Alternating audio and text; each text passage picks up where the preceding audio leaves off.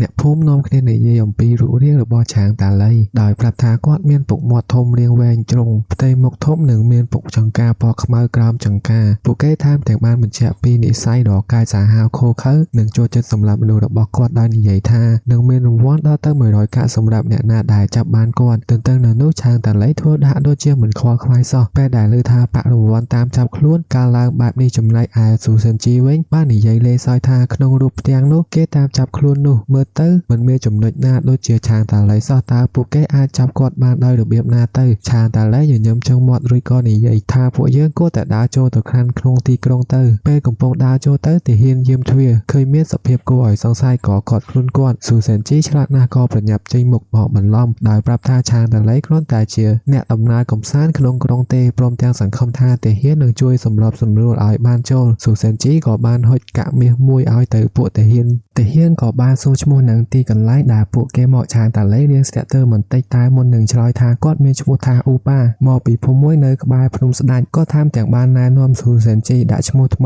ឲ្យគាត់ថាអាអៃនិងប្រាប់ថាជាពូរបស់គាត់ទៀតផងឆាងតាឡីបន្តថាពួកគេបានមកដល់ទីនេះដើម្បីសួរសុខទុក្ខមិត្តភក្តិពួកទាហានស្រាប់ទៅរៀងចម្លែកត្រង់តកូលអ៊ូប៉ានេះប៉ុន្តែពួកគេនៅតែអនុញ្ញាតឲ្យចូលទាហានម្នាក់ថែមទាំងបានប្រាំថាដោយសារតែពួកគេមកពីភ្នំស្ដេចសូមប្រយ័ត្នប្រយែងផងព្រោះចៅភ្នំនៅទីនោះឧស្សាហ៍ចុះមករករឿងណាស់ដូច្នេះត្រូវមានការប្រុងប្រយ័ត្នជានិច្ចចូលមកដល់ក្នុងទីក្រុងឆាងតាឡីក៏បានឧទានសរសើរពីភាពអ៊ូអរនិងស៊ីវិល័យនៃទីក្រុងស៊ូសិនជីក៏បានបបួលទៅរកអីញ៉ាំសិននៅឯភោជនីយដ្ឋានមួយកន្លែងពេលចូលអង្គុយឆាងតាឡីបានហៅសៀវអ៊ីអ្នករត់តុឲ្យមកស្រាឲ្យយកស្រាមួយដបនិងសាច់គោ2ចានមកប៉ុន្តែសៀងអ៊ីឆ្លើយតបយ៉ាងគួរសមវិញថាហាងគេគ្មានសាច់គោទេសៀងអ៊ីក៏បានប្រាប់ពីហាងស្រាផ្សេងទៀតតែសួរចម្រោកជាក់ថាឆាងតាឡីចង់បានស្រាប្រភេទណាឲ្យប្រកាសពេលនោះស៊ូសិនជីក៏បានចេញមុខមករៀបចំចាត់ចែងដោយប្រាប់ថាសៀវអ៊ីរៀបចំបន្ទប់គេងឲ្យពួកគេសិនព្រមទាំងដាក់ចំណីឲ្យស៊ីឲ្យបានឆ្អែតបន្ទាប់មកគាត់ក៏បានកំងស្រាហុងជូពីងពីងសាច់ចៀមកន្លះគីឡូសាច់ជ្រូកកន្លះគីឡូនិងស៊ុបត្រីមួយចានហើយបានប្រាប់ឲ្យធ្វើឲ្យលឿនសៀងអ៊ីយល់ព្រមយ៉ាងរហ័សហៅស៊ូសិនជីយ៉ាងគួរសមរួចប្រាប់ឲ្យរងចាំបន្តិចពេលម្ហូបមកដល់សៀងអ៊ីបានជូនពរឲ្យពួកគេញ៉ាំឲ្យឆ្ងាញ់ពិសាហើយប្រាប់ថាបើត្រូវការអីទៀតអាចហៅគាត់បានគ្រប់ពេលវេលាស៊ូសិនជីក៏បានហុចកាក់មាសឲ្យគាត់និងសួរនាំអំពីមុខម្ហូបផ្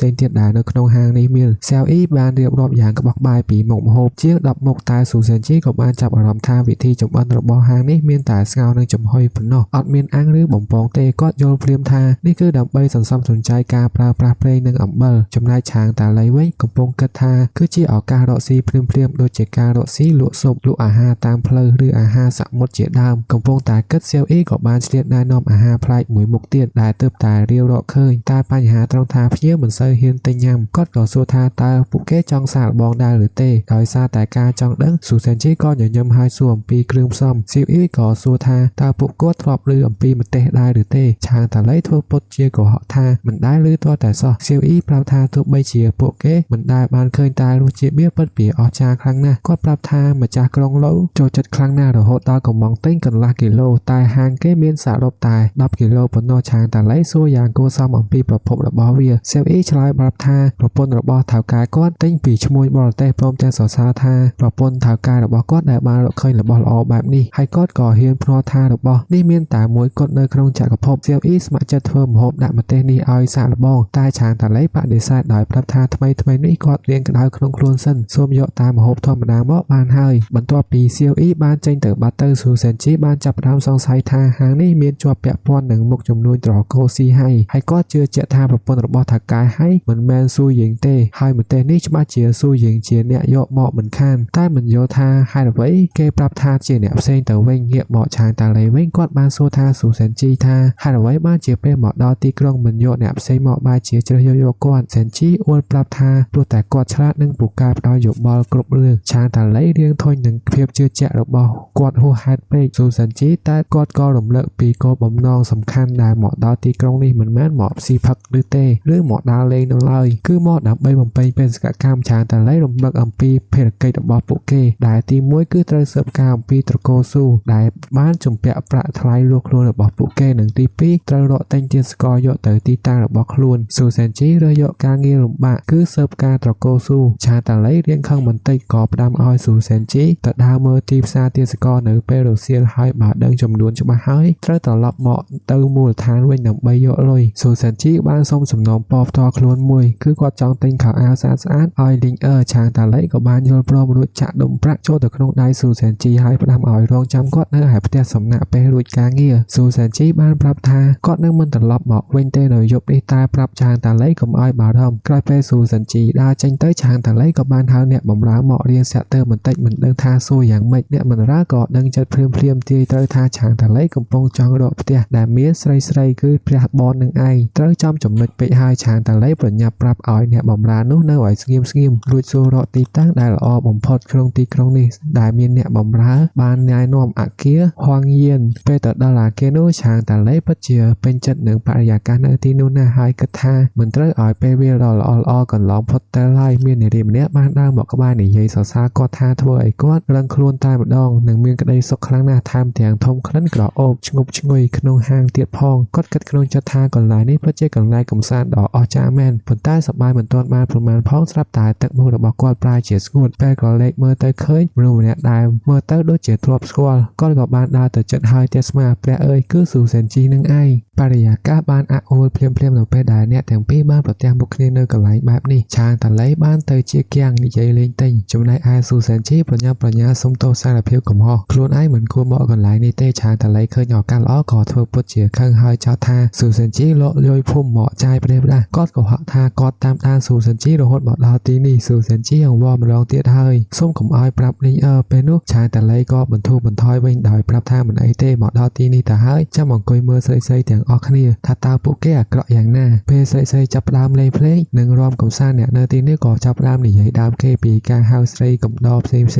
โรหดดาวใบทะเลดาวเรืองสนัดกิ่งกู้แต่เมียนพระดวอนกัดกระบาดาวเติม150ดำลังบ้านเนี่ยนาทัวบ้านนู้นเนี่ยบ้านมันใบคว้าเรืองสีจกมวยจีว่าทะเลกับดอมันเนี่ยบ้านเหมือนทามทาสนัดกิ่งกู้คือเมียนกับพวกดาวเติมปีฟินกันผู้เท้าตรงงนใบโรยพังบ่รอมันเนี่ยเตี้ยโอทาสนัดกิ่งกู้ใจไว้ตรงงนอาจเมื่อเคยนั่งลือชงายรบปอนไม้เตี้ยพองชางแต่ไล่ลือหายเรียงไพ่เหมือนเตะบอลมันเนี้ยชโมทาจูบ้านในใหญ่ใจเหมาะอดปรับเกยอันทาก็เติบแต่บ้านประโยชน์จากมวยหนึ่งสไลด์พรมกิ่งกัวดาวเตอใบรอยเสียตายใจโดยซาแต่กอดพลอตเสียเหมือนเตะใส่เนอตีนุ่นอมเนียซาจอมอไอกอดหายเพี้ยนเปรียบเทียบโคลนไอเตอร์หนึ่งลูห่างจูคอมปรังกาเปียโคลนไอทาวกาเวียเนียหรือกลอยนี้กอดปัจเจียจันแมนตายบ่ากอดปรัชญาจัตทาหนึ่งกอมจัดสไลด์พรมกิ่งกัวอ้อยบ้านหนังใบราเพี้ยยศเตะทัวในใหญ่จอบเลี้ยมสู่แซนจีก่อจรนมอไซทัวอ้อยจูข้างอย่างครั้งหนึ่งสู่ทาสู่เซนจีเหมือนจือตะควอดเมนเตสู่เซนจีแก้งในใหญ่เล่นเจงจำไรไอชางต่างไรก็อย่ายมด่าจูนะให้เหมือนเจทาโปแก้เหมือนเจือจูเต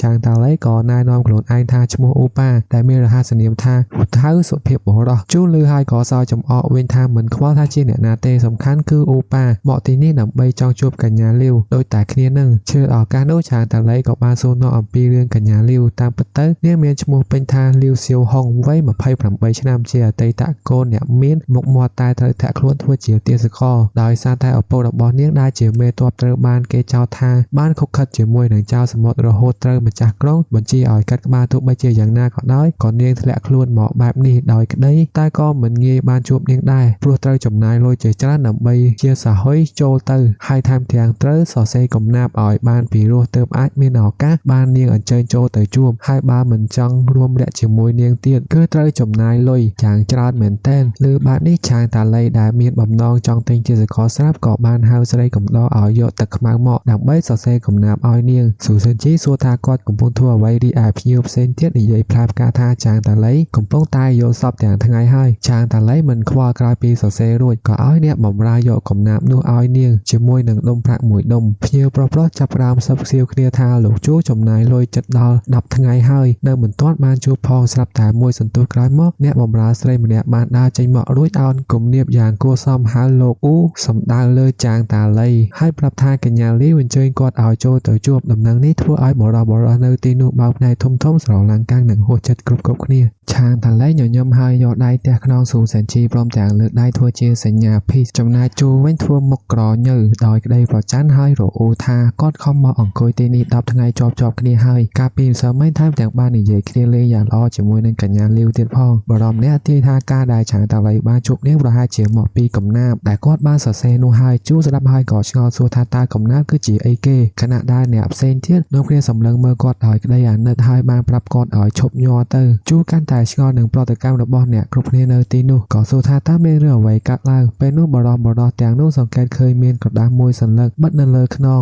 របស់ជូហើយដឹងថាវាជារូបគំនូរសត្វគីង្គក់បរិះម្នាក់ក៏លាន់មាត់ទាំងនិយាយរដាប់រដប់ថារូបនេះតំណាងឲ្យស្ដេចគីង្គក់ខ្លះទៀតភ្ញាក់ផ្អើលនឹងភ័យខ្លាចសួរគ្នាឯងថាតើកុំប្រាប់ថាស្ដេចគីង្គក់គឺនៅទីនេះឲ្យសោះបរិះខ្លះទៀតក៏បន្ទោសថាគ្មានអ្នកណាជឿលើការព្រមានរបស់គាត់សោះព្រោះមុននេះគាត់ទើបតែនិយាយអំពីសមត្ថភាពរបស់ស្ដេចគីង្គក់ដែលអាចមើលឃើញនិងឮឆ្ងាយបានរាប់ពាន់ម៉ៃលជូធ្វើមុខស្ងួតអានអក្សរនៅលើរូបគំនូរនោះដែលបានសរសេរថាមើលទៅតាក់ទាញនឹងពីការស្ដាប់គ្រាន់តែឆាងតាឡៃឈានជើងដើរចូលក្នុងបន្ទប់ភ្លាមគាត់លើកញ្ញាលាវសៀវហុងកំពុងសូត្រកំណាព្យហើយនាងសួរថាតើនេះជាកំណាព្យរបស់លោកអ៊ូមែនទេឆាងតាឡៃសុំយ៉ាងគួរសមឲ្យនាងហៅឈ្មោះគាត់វិញថាដើម្បីឲ្យមានភាពស្និទ្ធស្នាលកញ្ញាលាវក៏បានហៅឈ្មោះរបស់គាត់ឯឆាងតាឡៃញញឹមឲ្យតបវិញយ៉ាងរួសរាយខណៈដែលឆាងតាឡៃឈរស្ងៀមស្ងាត់រងចាំនៅក្នុងបន្ទប់គាត់លួចគិតក្នុងចិត្តថាគាត់គួរតែមើលទៅមុខនាងឲ្យបានច្បាស់បន្តិចថាតើនាងក្មេងស្រីអាយុ16ឆ្នាំពេលធំឡើងស្រស់ស្អាតយ៉ាងណាកញ្ញាលាវរំលឹកថាចាងតាឡៃថាយប់រាវហើយតែគាត់នៅតែលងក្នុងគំនិតខ្លួនឯងគាត់គិតថាម៉ោងប៉ុណ្ណឹងមិនទាន់ដល់ម៉ោងគេងទេហើយពាក្យសម្ដីកំណាព្យរបស់នាងប្រហែលជាចង់មានអត្ថន័យថាឲ្យគាត់ចេញពីទីនេះហើយឆាងតាឡៃគិតថាបើត្រូវគេដេញចេញបែបនេះពិតជាខាតលុយឥតអំពើហើយកញ្ញាលាវសួរចាងតាឡៃថាគាត់គិតធ្វើអ្វីហើយឆាងតាឡៃក៏ដើរតម្រង់ទៅរកគ្រែដែលមានវាំងននបាំងនោះពេលទៅដល់ចិត្តល្មមអាចបើកវាំងននបានកញ្ញាលាវសុំឲ្យឆាងតាឡៃរក្សាមារយាទព្រោះនាងឃើញសម្មាររបស់គាត់នៅគៀកនឹងវាំងននពេកហើយប៉ុន្តែឆាងតាឡៃមិនខ្វល់ក៏ទាញបើកវាំងនននោះតែម្ដងកញ្ញាលាវស្រែកដោយក្តីភ័យរន្ធត់ពេលឃើញឆាងតាឡៃទាញវាំងននហើយសម្លឹងមើលមកនាងគាត់គិតក្នុងចិត្តថាតើពាក្យចចាមអារាមគេនិយាយអំពីនាងគឺបំភ្លើសឬយ៉ាងណាគាត់បានហៅនាងថាជានាងតូចហើយសរសើរថានាងមើលទៅស្រស់ស្អាតម្យ៉ាងដែរតែគាត់សួរអំពីប្រវត្តិរបស់គ្រួសារនាងសិនឆាងតាឡៃបានប្រាប់នាងកុំឲ្យខ្លាចគាត់មិនធ្វើបាបនាងទេហើយបានប្រាប់នាងកុំឲ្យស្រ័យប៉ុន្តែកញ្ញាលាវឃើញគាត់គួរឲ្យខ្លាចពេកក៏អង្វរឲ្យគាត់ចេញឲ្យឆ្ងាយនិងកំប៉ះនាងឲ្យសោះស្របពេលនោះកញ្ញាលាវកំពុងស្រ័យស្រាប់តែមានបុរសម្នាក់ដែលលាក់ខ្លួននៅក្នុងបង្គប់ត្រៀមនឹងវាយប្រហារឆាងតាឡៃខណៈដែលឆាងតាឡៃកំពុងព្យាយាមសម្របសម្រួលស្ថានភាពដោយបានប្រាប់ថាមិនចាំបាច់ស្រ័យទេគាត់ជាសុភាពបុរសស្រាប់តែបុរសម្នាក់នោះបានលោតចេញមកពីក្រោយគាត់សង្កត់គាត់ផ្ដួលទៅលើគ្រែរបស់កញ្ញាលាវរួចក៏យកកាំបិតគំរាមមកឆាងតាឡៃហើយអង្គុយពីលើមិនឲ្យកម្រើកបានបុរសនោះសួរកញ្ញាលាវថាតើគាត់តែសម្រាប់ឆាងតាឡៃចោលឬទេកញ្ញាលាវអង្វរសុំកុំឲ្យសម្រាប់គាត់ឆាងតាឡៃញញឹមចង្វាត់ហើយនិយាយបញ្ចេញមិនជឿថានាងមានប្រុសនៅក្នុងបន្ទប់បាត់ទៅហើយដោយទឹកមុខមាត់បុរសដែលបានស្គាល់ឈ្មោះថាមាំងសៀងបានគំរាមឆាងតាឡៃថានិយាយច្រើនធ្វើអ្វីបើគង់តែស្រាប់ទៅហើយចំណែកឯកញ្ញាលាវក៏សម្លឹងមើលទៅពួកគេដោយមិនមាត់អ្វីទាំងអស់ស្រាប់តែសៀវស្រែកថាស្លាប់ទៅរួចបំរុងនឹងចាក់ក្បាលរបស់ឆាងតាឡៃតែឆាងតាឡៃស្រែកទាន់ថាគាត់អាចជួយសង្គ្រោះគ្រួសារត្រកូលលាវបានកញ្ញាលាវក៏បញ្ជាឲ្យសៀវឈប់ភ្លាមនៅពេលដែលជងកាំបិតប៉ះទៅដល់កឆាងតាឡៃបាត់ទៅហើយប៉ុន្តែសៀវបង្ហាញក្តីបារម្ភថាឆាងតាឡៃដឹងថាគាត់លាក់ខ្លួននៅទីនេះដូច្នេះមិនអាចបណ្ដោយឲ្យគាត់ដឹងដំណឹងនេះឲ្យបែកធ្លាយបានទេ